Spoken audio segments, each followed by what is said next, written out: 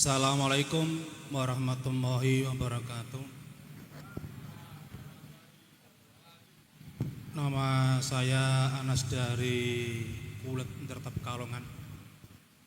Tolong salon monitor agak dikeraskan sedikit biar terdengar kula. Salon sing wonten panggung.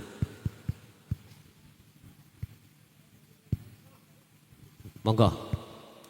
Mbak saya Gus nderek ngangsu tentang ayat Yusuf 52 wa ma ubaru nafsi inna nafsa lamatu bisu ila ma rahimah rabbi. Ingkang kawula takenke seperti apa sih ibadah yang masih pakai nafsu atau masih nafsu. Yang kedua, seperti apa sih wujudnya nafsu itu? Dan yang ketiga, apakah nafsu itu bisa kita bunuh atau kita sirnakan? Mudah-mudahan tausiah dari Gus Mulasan nanti benar-benar disertai hidayah datang Allah Subhanahu wa taala sehingga dados maul hayat ilmu amal istiqomah pada diri kita semua yang hadir di hadal majelis maupun yang di luar lewat live. Saking kawula, wassalamualaikum warahmatullahi wabarakatuh. Waalaikumsalam warahmatullahi wabarakatuh. Surat Yusuf ayat berapa tadi? Lupa. 52. Di situ ada wahyu Allah, wa ma ubari'u nafsi innan nafsa la'amaratum bisu. Yang ditanyakan adalah ibadah. Ibadah itu ada macam dua, Pak. Mahdhaf dan ghairu mahdhaf. Murni dan tidak murni. Yang murni contohnya sholat, zakat, poso, haji, baca Quran, tahlil, apapun. Sodako, nyantuni anak yatim, nyantuni orang-orang tua. Itu ibadah murni. Yang tidak murni contoh kerja, makan, minum, apapun. Pertanyaannya, ibadah yang ada tendensi nafsu itu yang bagaimana? Bon.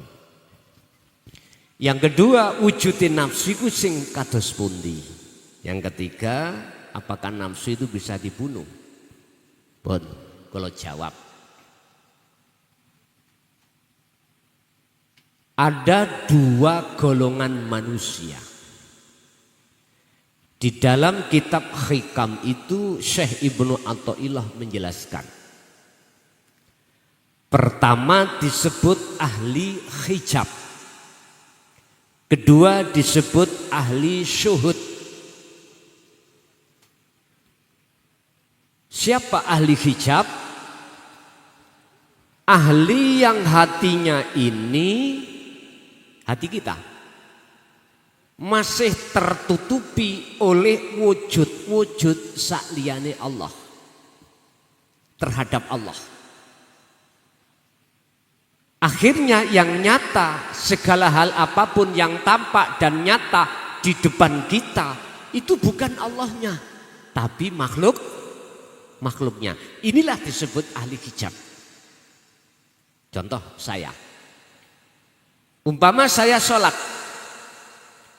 Yang tampak dan nyata di dalam mata hatiku bukan mata dohir loh ya. Yang melakukan ini saya meyakini, saya merasa saya yang bisa melakukan. Berarti kewujudan saya sebagai makhluk telah menutupi hati saya pada Allah. Akhirnya yang tampak, yang nyata, yang bisa melakukan sholat itu adalah saya. Bon, contoh. Inilah salah satu ibadah yang terindikasi kepentingan nafsu. Inilah satu ibadah yang terinfeksi dengan kepentingan nafsu. Ingat, nafsu itu masuk di dalam hati jenengan tidak hanya ketika saat duweni keinginan yang maksiat secara syariat saja. Enggak. Nafsu juga masuk di dalam kepentingan keinginan kita secara syariat melakukan ibadah apapun. Intinya nafsu mek ngeten. Inna nafsa la amaratum bisu. Ngejak elek nang Allah, ngejak lali atimu nang Gusti Allah. Ngajak nyadarno ati sampean supaya makhluk itu yang berperan, itulah nafsu. Ini tujuan nafsu. Allah katakan dalam surat Ibrahim, yastahibbunal hayatad dunya alal akhirah. Nafsu atau bolo-bolo tentarane nafsu iku ndadekake menjadikan hatimu bersukaria dengan kehidupan kesenangan dunia, sebab dengan begitu alal akhirah Anda akan melalaikan urusan akhirat atau urusan pada Allah. 2. Wa yasudduna an sabilillah. Wa yasudduna an sabilihi. Wa yasudduna an sabilillah, artinya nafsu itu akan selalu menghalang-halangi hatimu untuk tidak berjalan di atas jalan Allah. Contoh, kula salat dikatakan tidak jalan Allah ning buriku sebab ana calon apa? Mbuh calon mantu, mbuh calon mertua, mbuh calon garwa.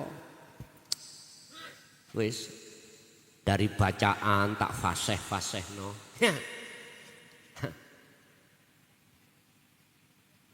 Ada loh Pak golongan yang seperti ini ada. Biar dilihat orang. Lah ngono toh? Biar orang lain simpati. Biar orang lain mujo kalau kita wong soleh, padahal awak ndek wong toleh, gak soleh tapi oleh. Bukan mursyid tapi mursal. Udah terlepas karena orang, tidak karena orang. Masih di luar jalan Allah, awak dewi sholat. Tendensi saya supaya saya banyak pahala. Buat sangu besok hari raya. Hari raya hari kematian ini Pak. Supaya aku mlebu surga. Loh, ini di luar lillahi ta'ala. Di luar fisabilillah. Lah, nafsu itu selalu menghalang-halangi jenengan. Ojo lakononi, ojo kok lakoni, jangan kau lakukan itu. Nyun sewu. Ketika digelar keterangan pengajian ilmu tauhid ini, angge sampean. Ojo udan kok teles. Ojo budal.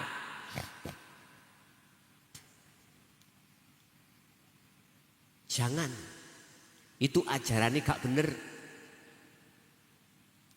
Mosok ajaran niku kok yo seperti itu. Lah nafsu iku ngalang-alangi, macam-macam oleh ngalang-alangi. Kadang-kadang jenengan iki asalnya temane banyak, ketika saat jenengan iki melakukan mlebu ning kene ilang. Wis gak dikonco wong, gak dikonco teman. Kadang-kadang garwa sendiri dijadikan nafsu untuk menghalang-halangi jenengan. Wis. Yang ketiga, wa yabghunaha iwaja. Nek tadi menghalang-halangi. Sekarang membengkokkan. Wa yabghunaha iwaja.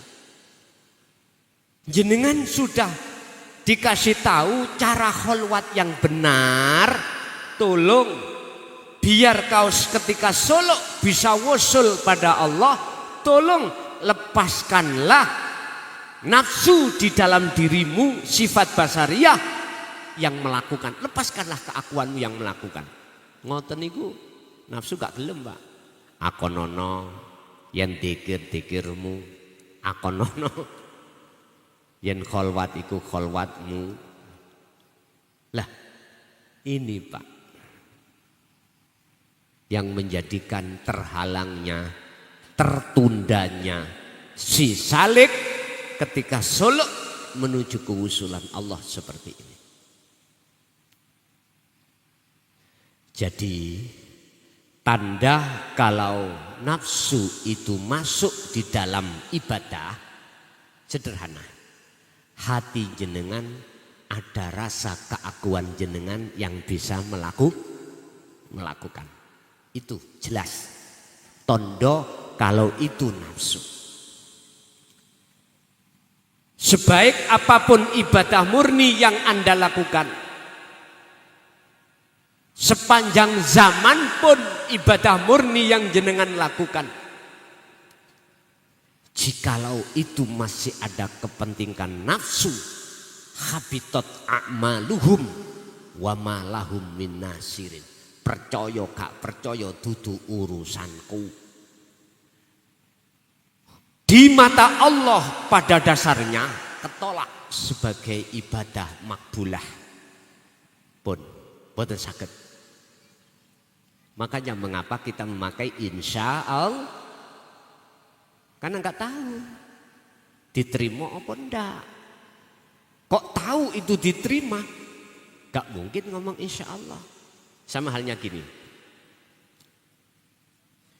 Sampean kalau ditanya berhubung sampean ada di kejadian ini. Tadi waktu ngaji hujan gak? Sampean gak mungkin insya Allah hujan. Gak mungkin. Karena sampean tahu kalau ini hujan. Gak mungkin sampean insya Allah tadi itu hujan.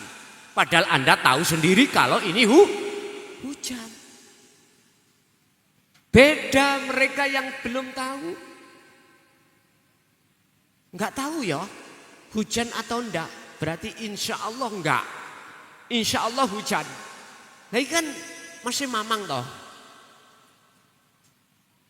Makanya mengapa kita selalu disuruh mengatakan insya Allah. Karena tetanda kalau hati kita masih buta pada Allah. Ini namanya tahalli, Pak, ya. Perbuatan ibadah yang seperti ini yang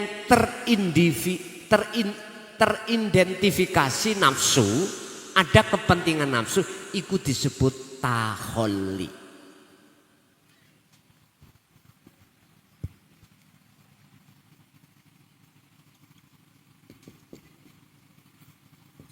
Dalam tauhid disebut tahalli apa?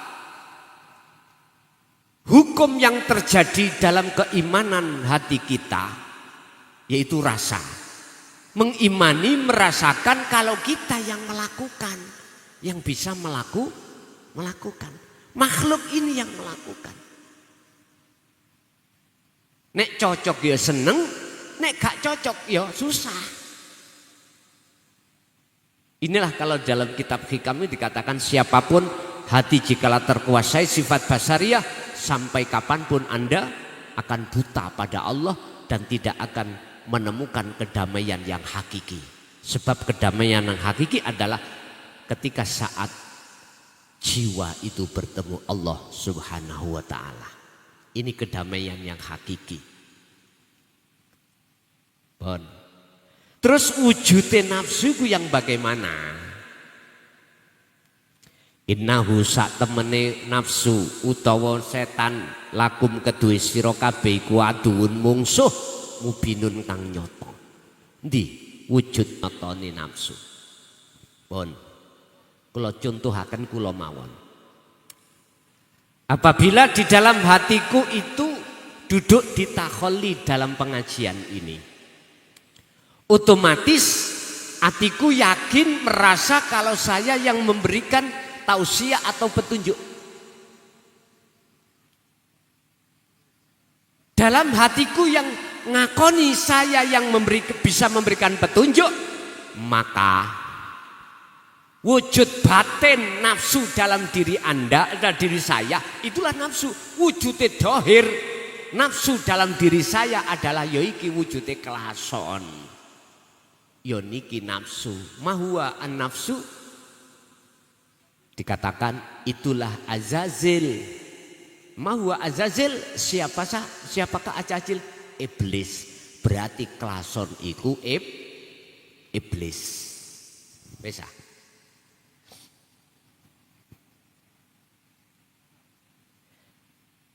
Jadi wujudnya nafsu secara batin, rasa sing ana ati sampean, manakala keakuan sampean iki merasa bisa melakukan, itulah wujud nafsu batin. Lah wujud nafsu dohir, ya wujud dohir jenengan kalih kula iki. Alladzi yuwaswisu fi sudurin nas, ketahuilah dia alladzi nafsu iku yuwaswisu fi, iku yuwaswisu selalu ya toh bisii fi sudurin nas, ing dalem atine dodone menungso. Lewat apa? Nafsu bisii dateng dodo sampean kalih kula sebagai manusia, yaiku sing dimaksud hati. Minal jin natiwan nas, lewat jin atau lewat manusia. Jin berarti secara batiniah, nas yaitu wujud dohir jenengan. Itu kalau hati duduk kholi. Hati duduk di tajalli beda Pak.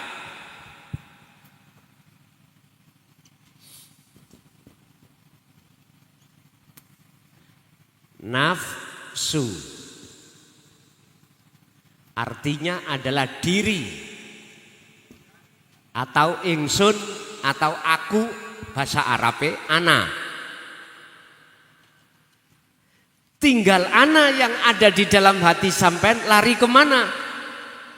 Kalau lari ke tajalli berarti insune Allah. Kalau lari ke takhalli insune makhluk. Sing dimaksud nafsu dari sudut manakah jenengan iki bertanya? Oh, yang dimaksud nafsu dari sudut pandang umumnya. Kalau pandang umumnya nafsu yang tertuang di dalam surat Yusuf tadi ngejak elek berarti nang ketakhalli. Niki selain Allah. Athur hatta zurtumul maqabir. Kalau yang dimaksud nafsu itu adalah makhluk, dia itu berpisah dengan kau ketika kau ini tinggalkan dunia. Dalam surat Al-Hijr ayat 38, 39, 40. Nafsu bisa diterjemahkan iblis. Ketika saat iblis sudah dicap oleh Allah sebagai makhluk yang khianat, iblis minta penangguhan dua terhadap Allah. Minta izin dua terhadap Allah. Pertama, tidak dibunuh jikalau tidak datangnya hari kiamat. Kedua, diizinkan untuk selalu menjerumuskan Adam dan anak putu Adam di dalam kesenangan dunia. Apa Allah jawab? Ya, silakan. Berarti kalau dilihat dari sini, iblis gak salah Pak. Karena diizini oleh Allah. Malaikat ditugasi Allah membawa hidayah. Iblis ditugasi Allah membawa ajaran untuk menyesatkan jenengan kali kula. Jenengan akan berdamai terhadap iblis kalau jenengan sudah sampai pada tauhid la ilaha illa ana. Artinya tidak menyalahkan iblis, sebab iblis oleh nggodha iku sebab ya oleh izin dari Allah, seperti izine Allah jenengan pada malam hari ini dihadirkan di sini majelis. Apa bedane? Cuman kalau kita ngomong masalah dari sudut kacamata dohir, nafsu itu nggodhone kita anggap nggodha iku mesti ono jalur maksiat. Lah ngoten nggih. Nek jalur taat bukan nafsu. Pak nyun sewu. Tadi kan sudah saya katakan, jenengan seneng ngelangi kali sing cethek apa sing jero? Sakersa sampean. Kali sing dangkal apa yang dalam terserah jenengan. Sakersa. Orang kalau hatinya sudah dididik oleh Allah anta wa ana tauhide, mesti jero segarane.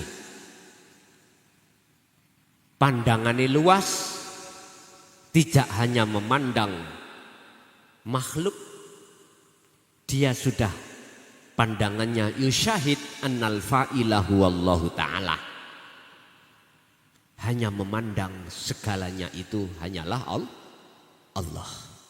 Dari sinilah saya katakan tadi, jikalau jenengan sudah di zona sini, Anda enggak akan menyalahkan nafsu atau iblis. Sebab iblis itu oleh nggodha memang dapat restu dari Allah. Dapat restu. Tapi satu hamba Allah yang tidak bisa iblis plesetkan. Kapan hamba ini? Al-Hijr ayat 40 Allah katakan, illa ibadaka, kecuali hambamu ya Allah yang tidak bisa aku plesetkan. Minhum iku setengah saking ibad al-mukhlasina, utawi piro-piro wong kang den pilih. Illa ibadaka minhumul mukhlasin. Siapakah hamba yang dipilih? Dijawab dalam surat Az-Zumar ayat 18, yaitu alladzina yastami'unal qaula fayattabi'una ahsanahu. Dialah orang-orang yang hatinya sudah mendengarkan ajaran Rasulullah di jalur dinut tauhid, la ilaha illa anta wa ana, dia beriman, fayattabi'una ahsanahu, lalu dia amalkan berbentuk khalwat zikir terus menerus. Kapankah hamba yang seperti ini ada pada diri kita? Jawabannya ada dalam hatimu masing-masing. Allah tidak akan mengunci hati seseorang dari hidayah Allah manakala hamba itu akan selalu percaya setiap wahyu-wahyu Allah. Orang yang sudah percaya terhadap wahyu Allah, pasti dia akan percaya atas pertemuan terhadap Allah. Orang yang sudah percaya dan mempunyai keinginan hanya bertemu pada Allah di dunia ini, itulah orang-orang yang teladani kanjeng Nabi.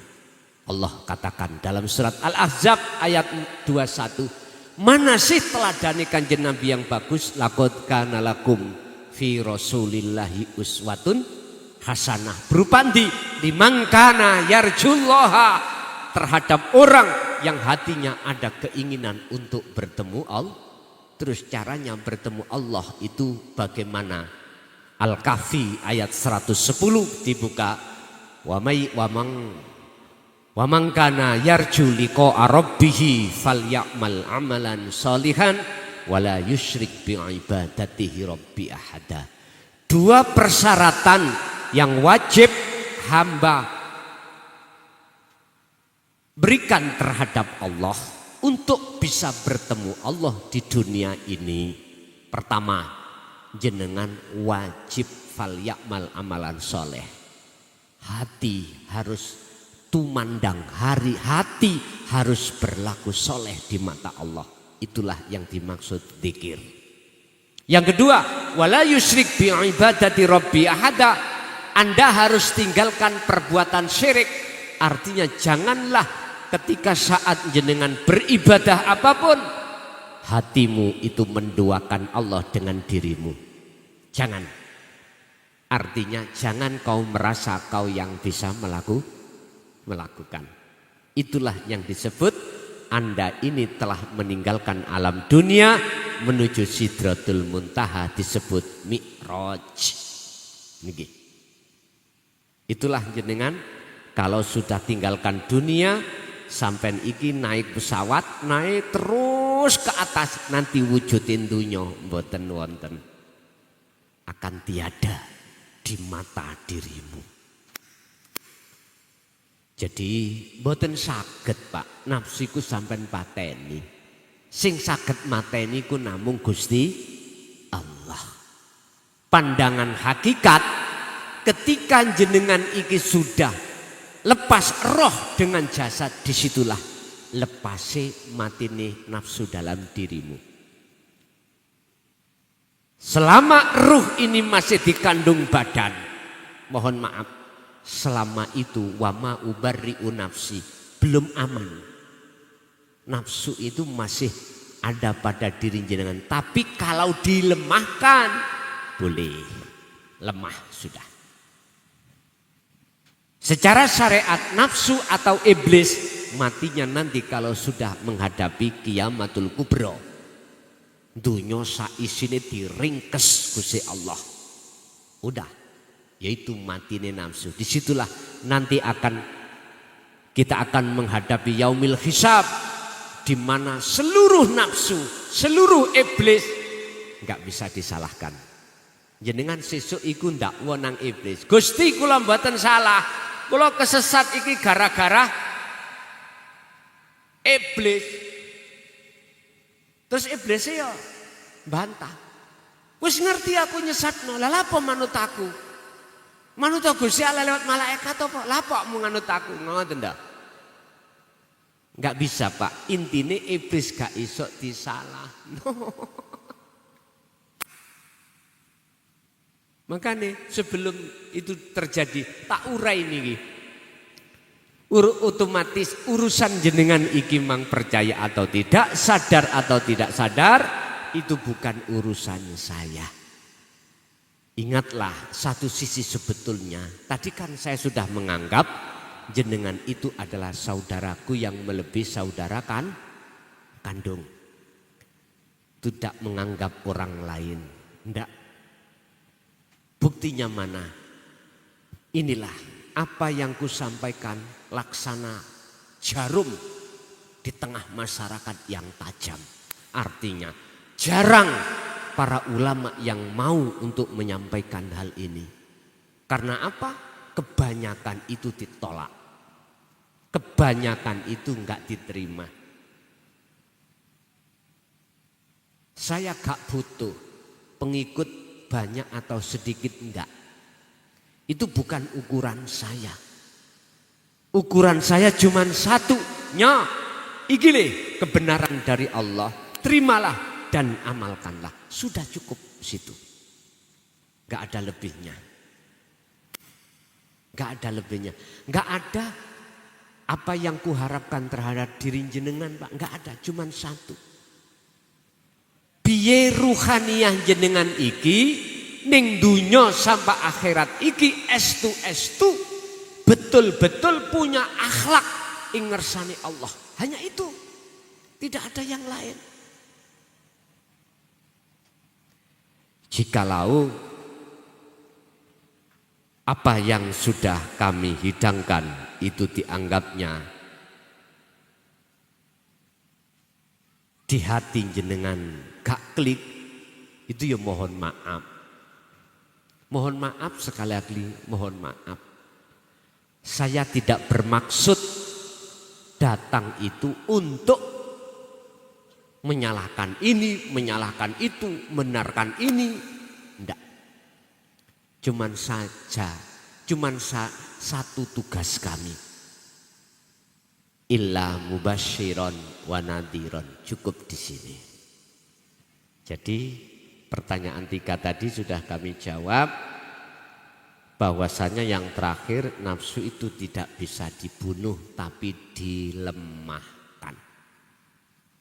Tapi nafsu yang berujung pada tajalli apalagi? Oh iku Allah ya. Insuni Allah. Sifat Allah bagaimana? Di samping wujud, kidam, bakok, tekal. Lah niki. Nggih. Lanjut.